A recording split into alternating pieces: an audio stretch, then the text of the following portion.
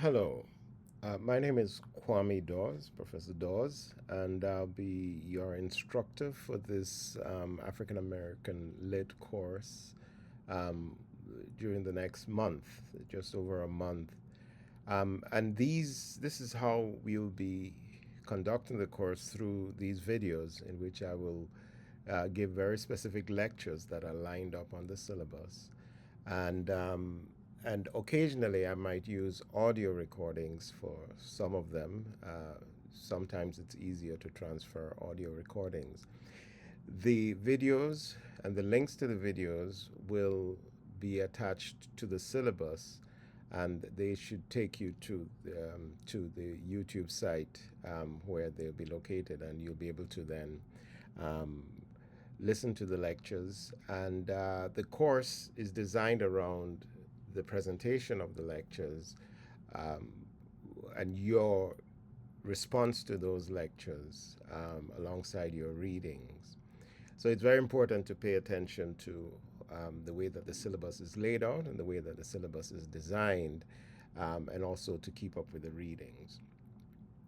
Today I'm going to introduce the course, and I might say a few words about sort of framing our discussion of African American literature by exploring a kind of historical understanding of, of, of the literature and, of course, the African American culture. Our course will run essentially, the lectures will come out every day, um, 5 days a week, and they will cover a range of topics. The first part of the course, the first week or so, will be really setting up the framework of what I call the African American poetics or the African American aesthetic. And that really includes paying attention to the presence of African American cultural experience and articulation um, during the period that begins with the presence of African Americans in this country, and then we will then move into specific literary text. This is when we move on to the 20th century. And hopefully the framework that is established by the early discussions and readings and lectures, which then involve looking at the vernacular, looking at the folk tradition, looking at the blues tradition, looking at Negro spirituals, looking at slave narratives, and other ways in which African Americans articulated and declared their presence in the world. And to see the ways in which those forms, because I propose that these are aesthetic forms, would then aesthetic and ideological forms would then impact the ways in which um, the writers for the last century and a half have written and have engaged with the literary practice. But let's begin. Uh, Let me say a few words about the syllabus and what I'm hoping that we'll be able to do.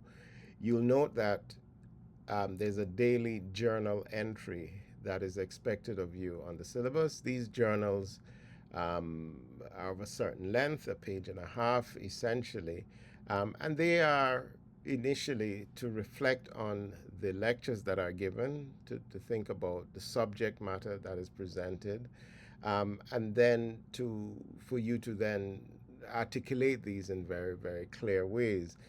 These will be submitted at the end of the week. So at the end of the week, by Friday, you should be submitting 4 journal entries as a package to me, and you'll submit them to my email address. And please make sure that these are Word documents and they are attached to they come in as an attachment.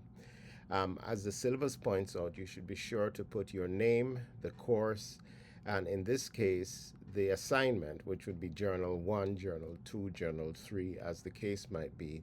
They must be double spaced, and they should adhere to good writing good grammar, and just good structure. Please do not take the journals lightly, and do not just throw them off casually, because they represent almost 50% of your grade at the end of the day. And so it is very important that you pay keen attention to them, and that you take them seriously and you write them seriously. I will grade the journals and return them to you at some point. And you will then have your grades on the journals will give you a sense of where your standing is in the class as we move forward. The other way in which you'll be assessed will be the writing of 2 essays. These essays are what I call in-course essays, um, and these would be in response to a series of prompts, which I will be attaching um, to the syllabus, but also I'll be sending them out as an email as well. So if you go to the syllabus, the prompts are not there yet, but they will be there. You'll see on the syllabus when the essays are due. And again, these essays must adhere to the normal formatting of proper essay writing. If you're in a 200 level course, you should have had some training and some experience in writing those essays. You'll be expected to have a clear and cogent thesis paragraph that presents your core arguments in response to the prompts, and you'll be expected to have work cited. You'll be expected to reference the text that you're looking at and write critical responses to the text that you're looking at. And so there'll be 2 of these, and then finally you'll be assessed by a final exam. And the final exam, which, as the syllabus points out, when it will take place, but it would be the only thing that will happen at a set time in this asynchronous course. And there'll be a period on the day of the exam where I will post the exam questions, and then you will have um, a certain amount of time. I think I give you 2 hours to complete the exam. At the end of those 2 hours, you'll mail the exam, the written exam that you've written, to me, and I will acknowledge receipt. If I don't acknowledge receipt, then it means I haven't received it, and you should consider yourself still in the exam. Once I've acknowledged receipt of it, it would mean that your exam is complete, and then you'll be graded on that. So you'll see the breakdown of scoring that is there. There'll be 15% for each in-course essay, and then there'll be 20% for the final exam, and of course 50% for your journal entries. So this is how you'll be assessed overall. It's a lot of writing, but different levels of writing and different styles of writing. You'll be using the Norton Anthology of African American Literature. The 3rd edition is the one that we're going to use. In some instances, the text that I've identified for the course, it's very possible that they may not be in that edition. In that instance, I tend to make available, either with a link or a PDF, the essays that are in question. But I don't think, at this point, I think we should be fine. Um, Also important is that you should is to be sure to communicate with me if you have questions and concerns, and we do so by email. My email address is at the top of the syllabus, and you should just write me an email, and typically I'll respond to that fairly quickly. I tend to check the email fairly quickly. So if you have any questions, then we can deal with it. If it's something that requires a Zoom conversation, then we can do that as the case may allow and require. And I will be on campus most days of the week during this period. So if there's a need for a face-to-face meeting, we can arrange that. But for the most part, I would expect you to be all over the place while we're taking this course. So being physically here won't necessarily be a thing. But if it's necessary, we'll do a Zoom discussion.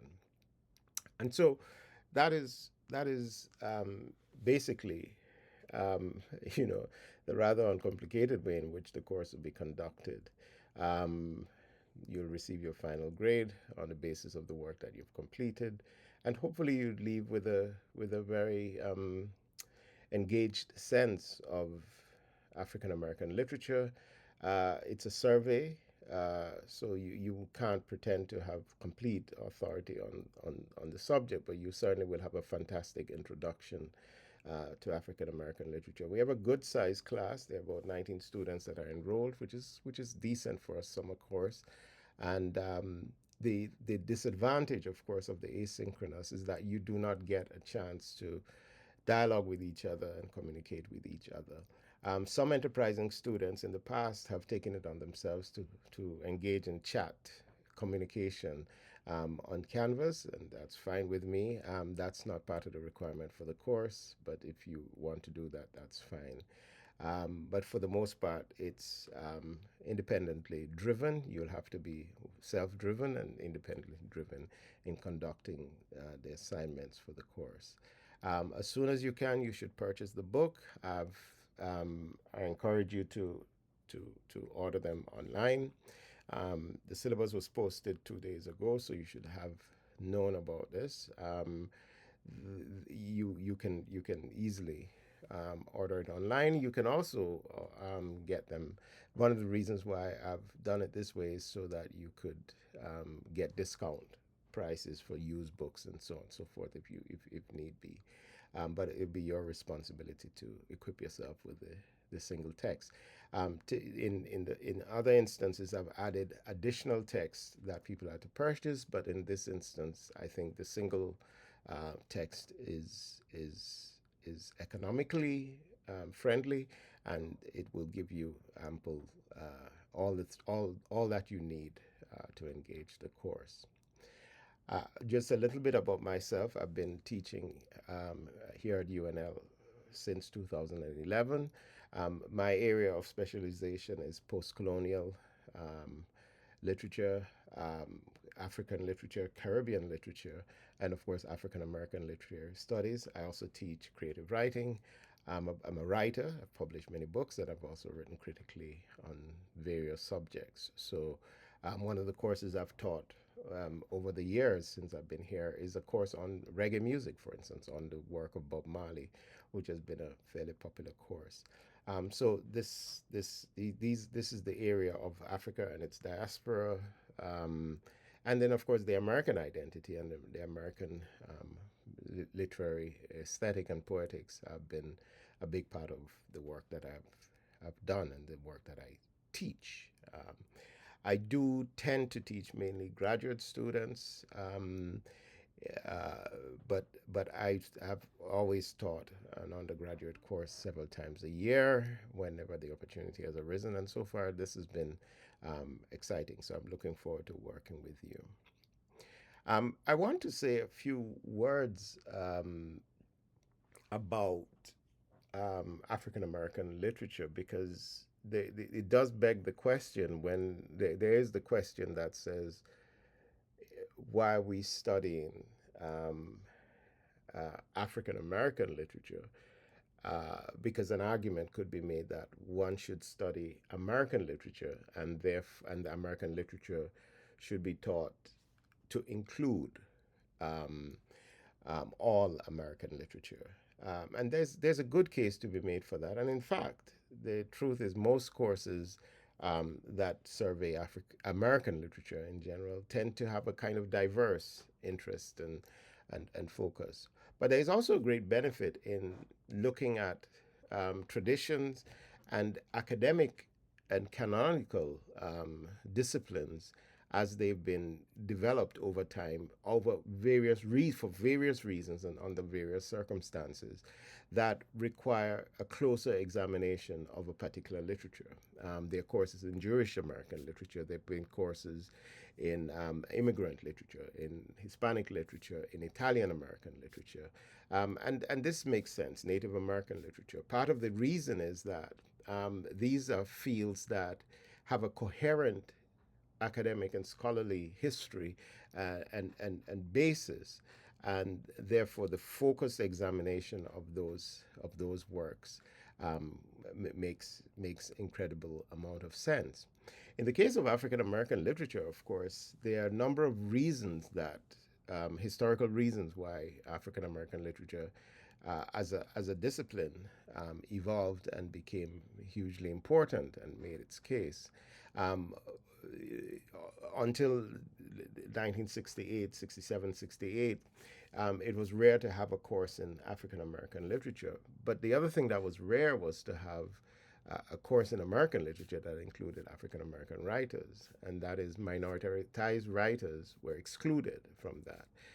Yet the history of African American literature, as you can see, and the history of American literature is that African Americans have been writing um, historical, the powerful, meaningful, and defining uh, literature that creates a sense of what America is and an understanding of what America is, even at a time when their work was excluded from the canon and from examination. In the late 1960s, there became a very great interest to think about restoring that, to somehow remedying that situation. And this is where there became this focus on trying to identify the great works by African American writers, to teach them, and then to think about them, and to create a field of discipline that would become normalized in the American university. Although before that, others were looking at the literature, writing about the literature, and understanding that literature. So when we think about this particular course and we're thinking about African American literature, it is important to be thinking in terms of the antecedents of the literature, the things that that that help us to understand its historicity. In many ways, the history of African Americans in America is is necessary for us to understand the ways in which the literature has developed, the themes and the ideas in the literature, the struggles in the literature, and the achievement in the literature, which it becomes very important. One of the things that nobody questions at all is the the ways in which the African American culture has shaped and helped define what we call Americanness. And in a sense, the history of African Americans in this country has been part of the understanding of what Americanness means. Some of the key elements of American identity, ideas of freedom, ideas of property, ideas of liberty, ideas of human rights, ideas of inalienable rights. These are all ideas that, from the beginning of the formation of this country, were inextricably intertwined with the experience and the understanding of the body of the African American person in this country. And in many ways, if we think of African American cultural forces, whether it's more recently hip hop or the blues or jazz, these musical forms, we begin to understand the ways in which they've come to shape the understanding of what Americanness means. But this goes even deeper, and one of the things that we'll discover is the ways in which they speak through, this is spoken through the literature, this is spoken through the writing that emerged. So I think it's important to then think about the ways in which the course is organized. As I said, the first part of the course will be looking at what I call a kind of vernacular, an understanding of the vernacular and the aesthetic of African American identity, which is very much tied to the history of African Americans. One of the ways in which we can think about the experience of African Americans in this country is to think about it in terms of the term. It's a fascinating thing that I'm old enough, I'm 62 years old, so I'm old enough to have a very long understanding of the ways in which what African Americans are called, what the names that are used in reference to who the African American is, has evolved and has changed over the years. Um, and I think it's worthwhile thinking about this because it's quite fascinating when we think about it.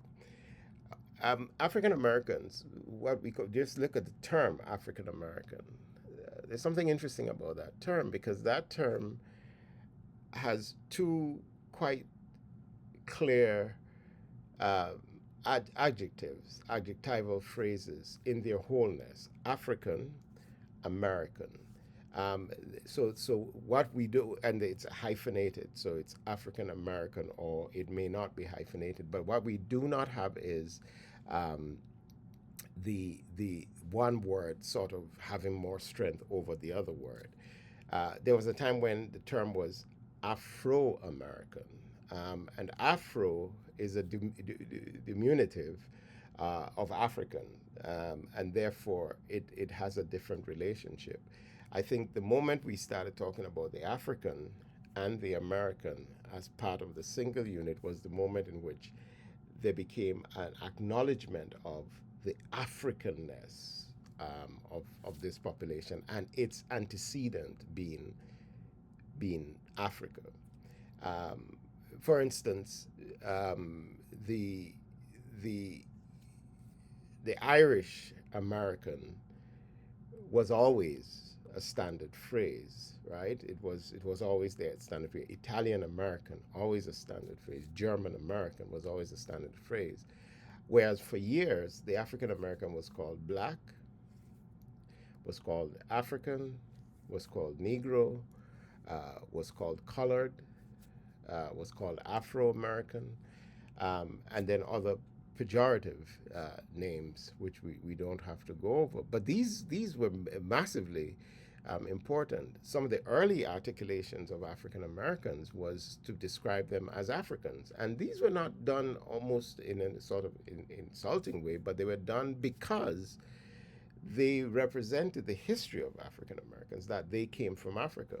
And during the early part of American society and American identity, there was a sense in which, because these people were enslaved people who were brought to America as slaves to work in this country, they were not seen as having any affinity to the country. They were not seen as having any kind of rights within that country, and therefore they were perceived as entirely on the basis of where in fact they came from.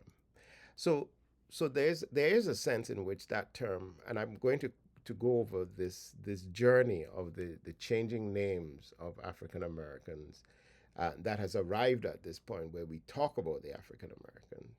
Um, I think that gesture, that moment, is fascinating because it speaks to the recognition of Africa as part of the construct, and Africa as a whole and distinctive cultural space, and also a place of origin in terms of the American imagination and the American imaginary. However, it's worth pointing out that this term is also contains a kind of tragedy, a tragedy that is demonstrated in the examples I gave of equivalent articulations. Because if I said Irish American, Ireland is relative to Africa, which is a massive continent with multiple countries that speak thousands of different languages, compared to Ireland, which is a tiny country, tiny population relative to it. The idea is that Ireland as a place of origin is quite finite and quite understood because it wasn't built into the immigration of Irish people into America, the necessity and the willful and intentional act of amnesia, forced amnesia, and forced um, forced dismissal of origin by the intentional, systematic denial of those origins through the mechanisms that we have used um, to declare origin. And let me explain what I mean by that. One of the ways in which the original place of a people, that is where they originated from before they entered this new world, these Americas, was built around the record keeping of of places of birth, places of origin, and a maintenance of the connection between the new place and the old place. In many instances, it was by naming. When we think of New England, there's a reason why it's called New England. If you go to somewhere like Boston, almost all the street names are named after English names, English street names, and so on.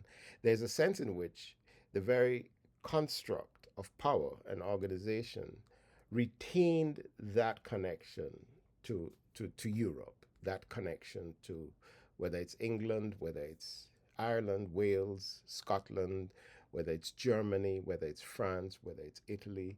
Those connections were maintained both by the government structure and also by the systems of retaining information through archival means and through genealogical articulations and so on.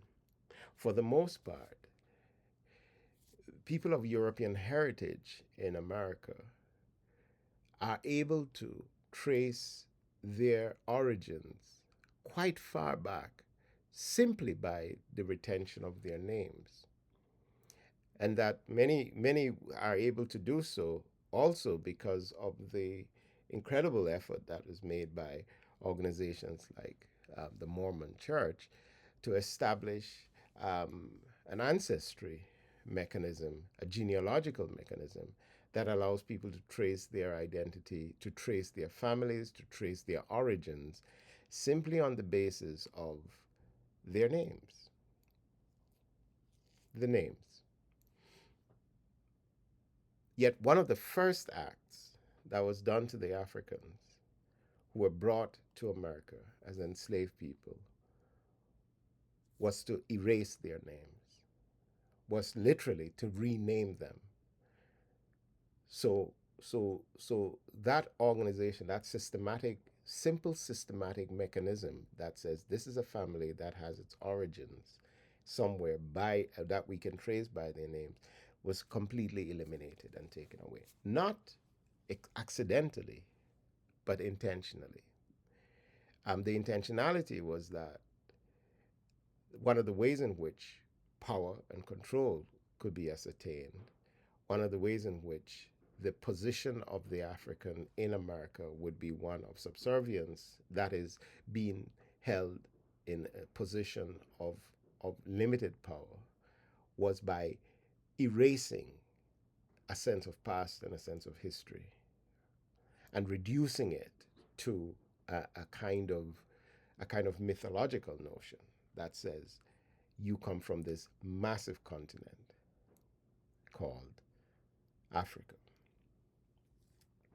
We know that where the Africans insisted on retaining their culture and insisted by holding on to their sense of origin against the will of and against the laws that existed in places like Jamaica, in places like Haiti, and in some parts of the United States, where the names that were retained were names like the Guinea people or the Ashanti or the Akompong.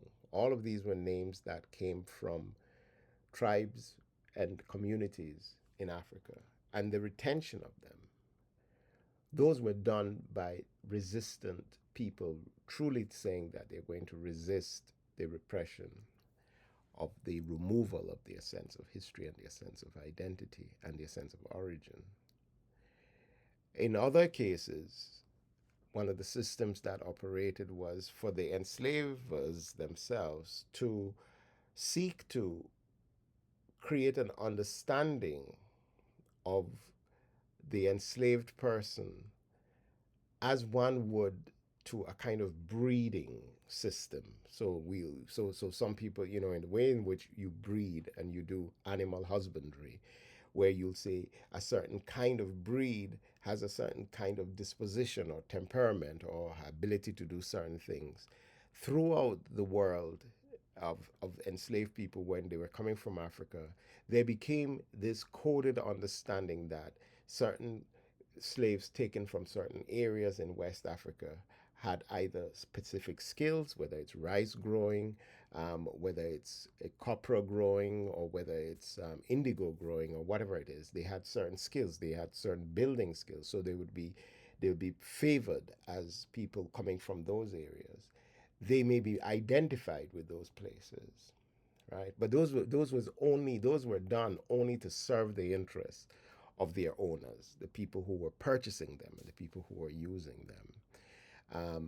But for the most part, the erasure of that connection created a situation that says that typically the average African American or Caribbean person and so on, if we attempted to trace our lineage to Africa by the name we had, it will take us to somewhere in Europe. And almost typically, it wouldn't be to a relative, but it would be to somebody who owned us. That is, if I follow the trail of my name, Dawes, it would take me and has taken me to Northern England and Wales. And I'm sure I have relatives in Wales, but it would not necessarily, that name would not take me to anywhere in Africa. Because, of course, the African side of my heritage and my name was erased from the record. Now, in my case, I was born in West Africa, but my father was Jamaican, and therefore his lineage was one of those that was denied. The African side of his lineage was denied. So if I trace back my Africanness, it would have to be through my mother, who was a Ghanaian, and in modern times and so on. But I hope you understand the point I'm making. The point I'm making is that one of the challenges that faced the enslaved African brought here was the denial of the connection. So the term African, for the average African American, the search for a kind of ancestry prior to the use of DNA sampling and so on and so forth um, ended really on the coast of the Atlantic. It ended there because beyond that, it was impossible to know specifically where there was no assistance in the historical record to help us to trace that historical past. So, in a funny kind of way, this made the African American, the enslaved African, even more American than European Americans, who retain and still do retain a strong and intense connection to their historical European Eurocentric past. So then what then begins to happen is that the African American term is both a term of affirmation. We are from Africa, and Africa is a place of our origin, and tragedy. Because if you ask where in Africa we are from, it will be vaguely somewhere on the western side or the central side of Africa or the south central side of Africa. It could be anywhere from Dahomey to Ghana to Nigeria to Senegal to Cameroon to Angola. I mean, it could go on and on.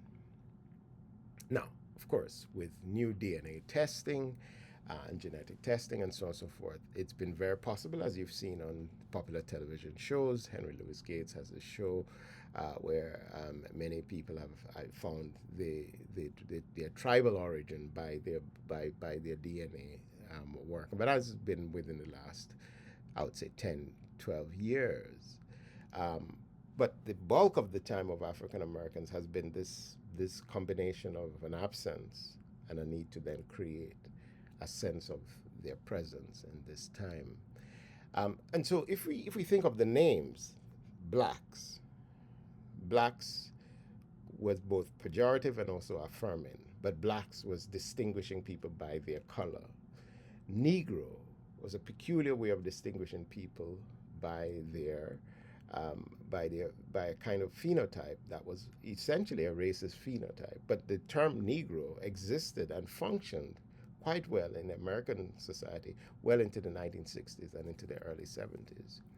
Um, the term African American, though, is newly enshrined, but existed um, has existed since African Americans have been in this country, and existed especially became really important during the American Revolutionary War, where very often the term the African American became part of the questioning of the distinction between the black American who was affiliated with America and Americans' liberation from Europe and from the British, and the black British American, the African British Americans, who were the African Americans who were allied to the British, because of course one of the things that the British promised, if the African Americans, if the black American, the black people, the Africans in America decided to take sides with the British, was that they would get their freedom. And for some of them, this is what actually happened.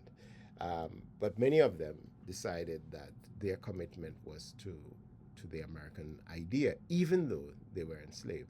One of the people that will look at her work is Phyllis Wheatley, who in the 18th century was writing poetry and writing letters and thoughts about her Americanness, even though she was an enslaved woman, and believed in the effort towards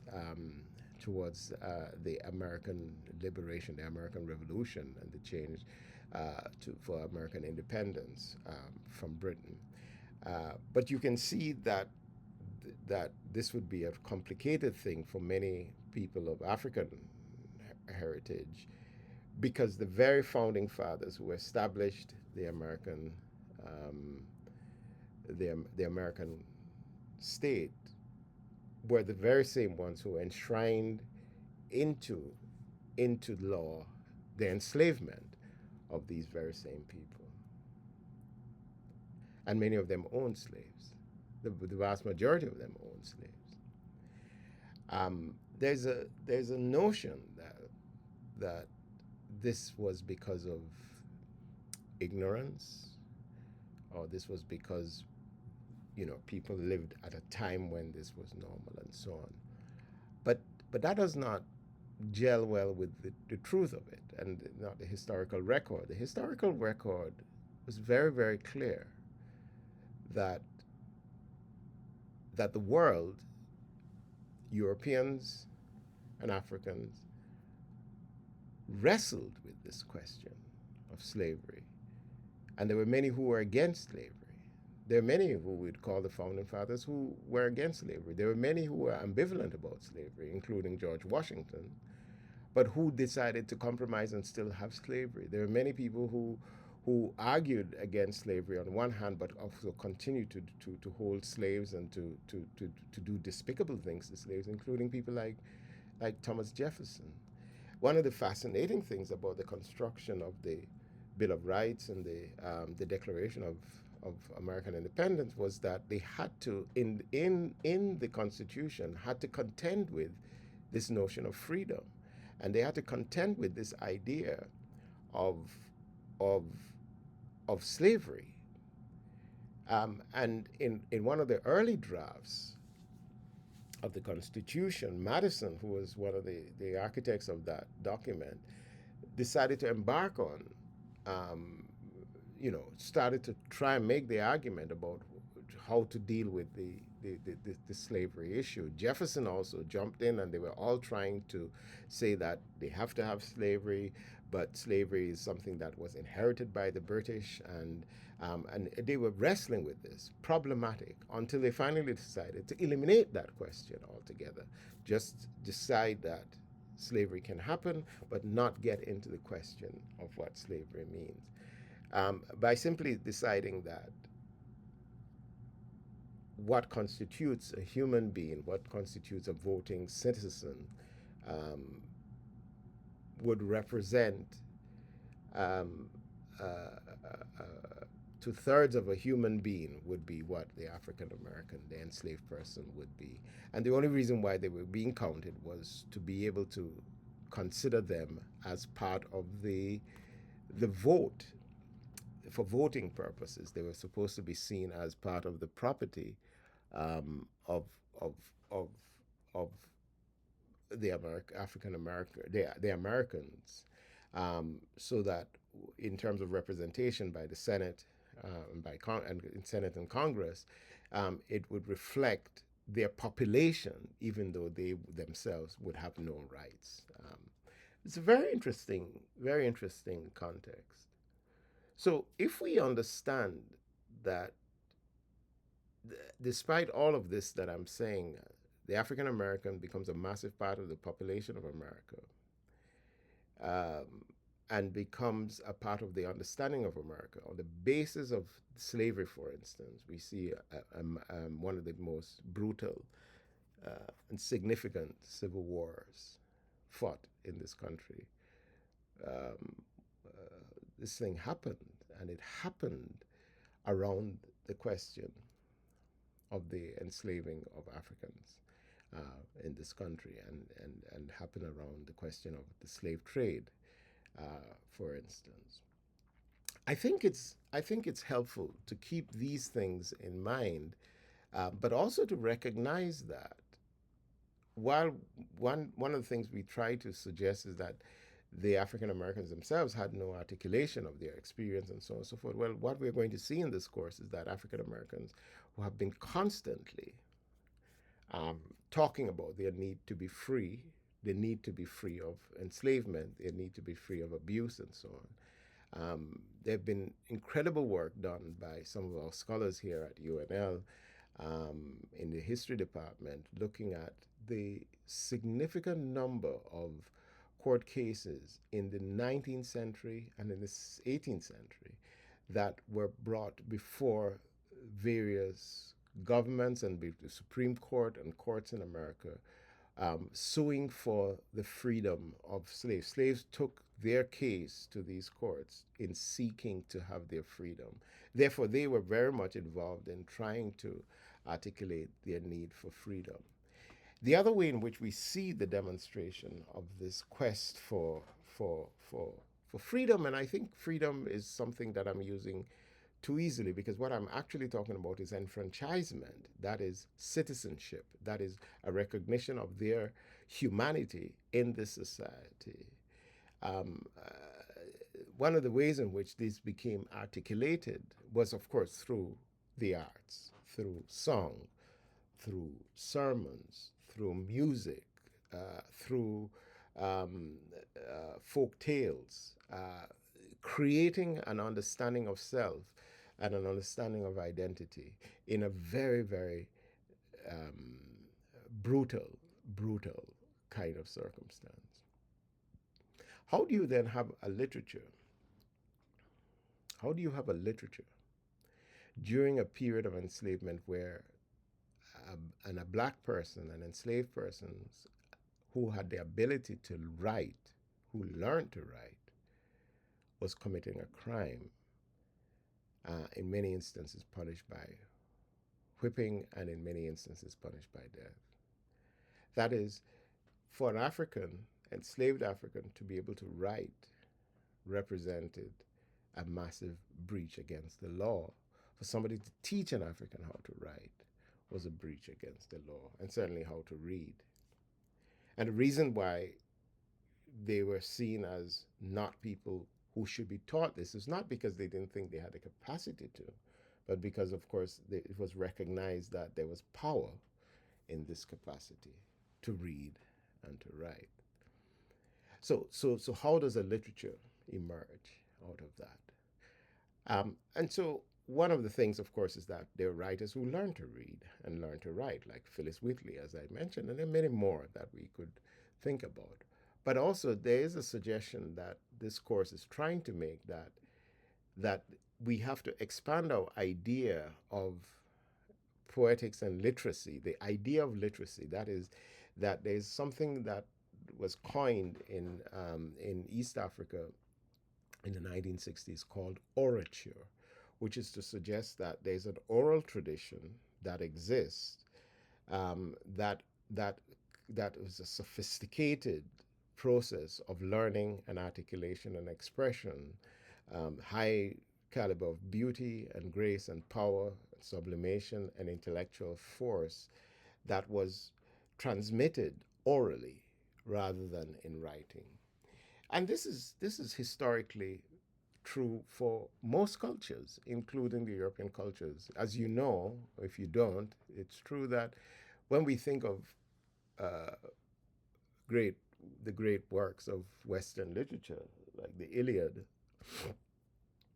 or the Odyssey, um, a great deal of really fascinating work, or Gilgamesh, a great deal of fascinating work has demonstrated that most of these myths and narratives and these great sort of epic stories and so on were initially oral.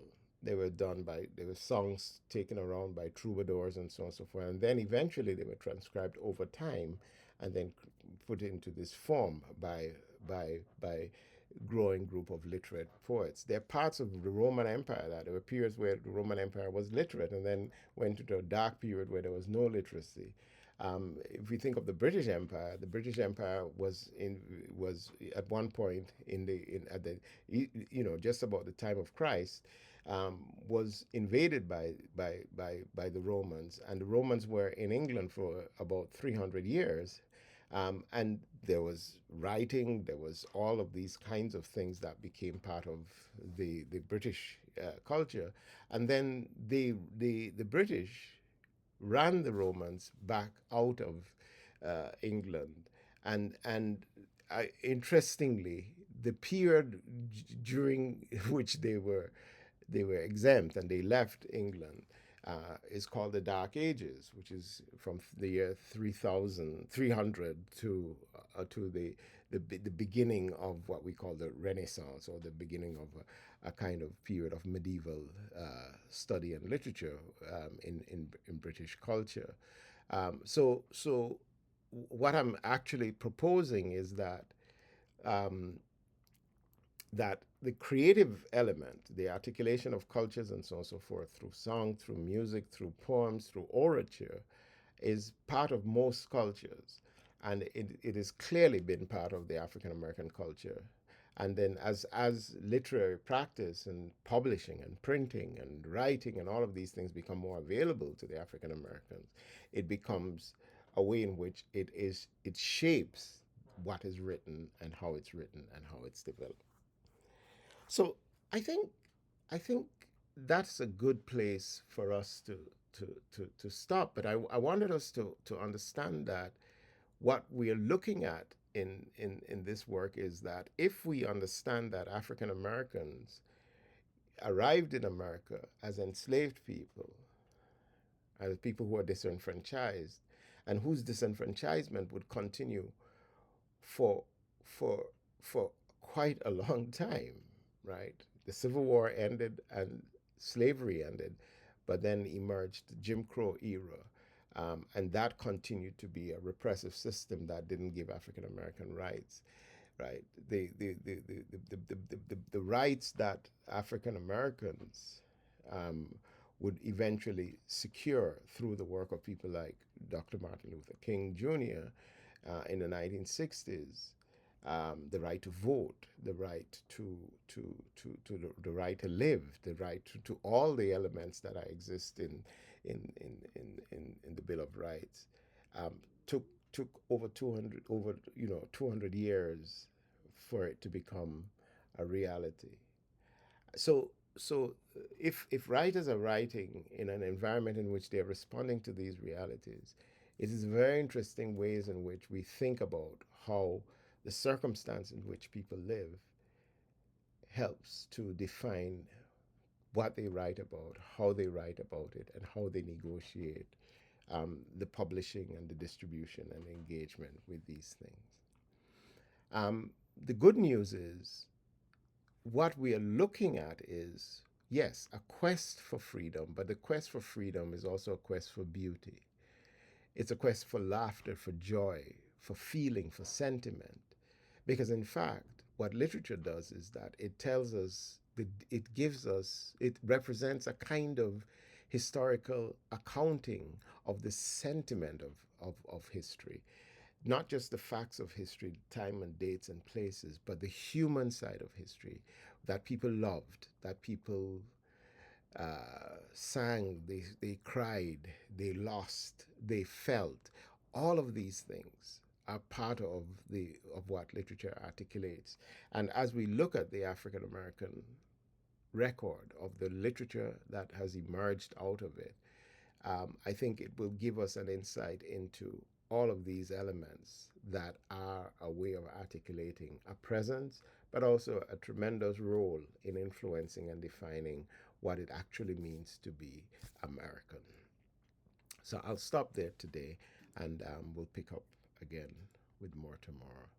Thank you very much for being in this course. And like I said, if you have any questions, please send them my way by email. And make sure, very important, that you review the syllabus. All right, the syllabus is our guide, and we're going to stick by the syllabus all the way through. Thank you.